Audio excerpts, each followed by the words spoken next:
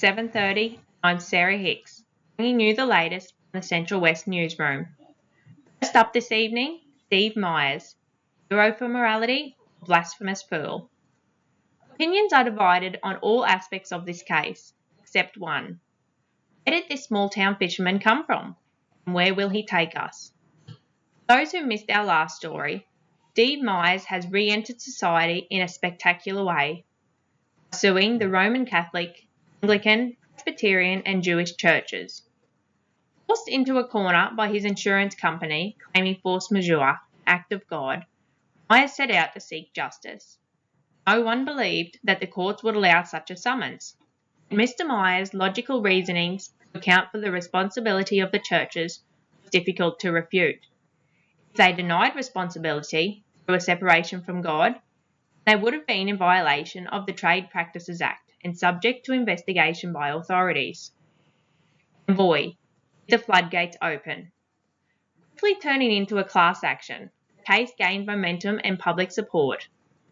Religious organisations have been staging protests. The general consensus on the streets was that everyone is sick of the insurance companies deciding when they will adhere to the contracts set forth by them.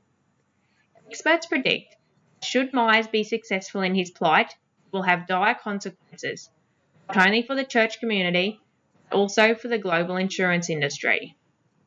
The insurance industry appears to be pulling a lot of strings from the sidelines, clearly aware if the act of God clause is found to be frivolous and an act of fiction, then the floodgates of litigation will open, costing the industry billions. Opening testimonies in the case made it evident that the use of the act of God clause by insurance companies is simply a way of hiding behind God, a perceived moral authority, when denying claims. Morally, the insurance company has no problem putting the blame of the lightning strike onto God, regardless of their inability to prove his existence. Churches were unable to win the case without disproving God's existence.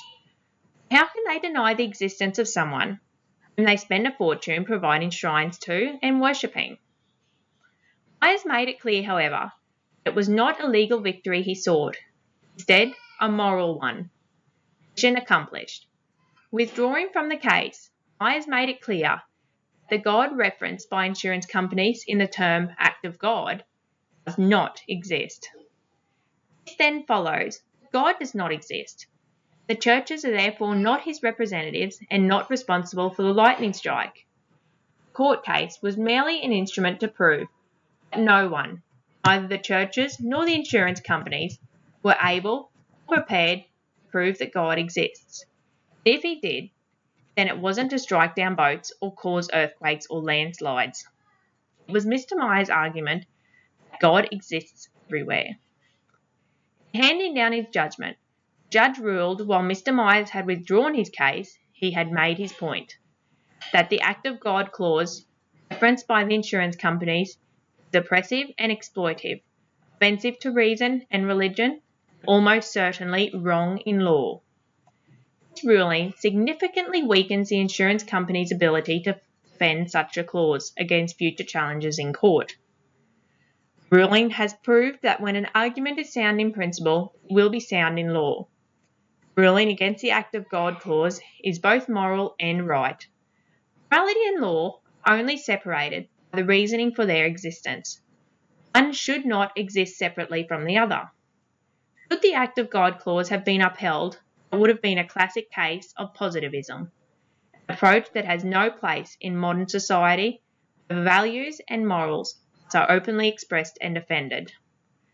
The open abusiveness of the insurance company's use of the term back out of paying valid claims is one that should not have survived in a court of law.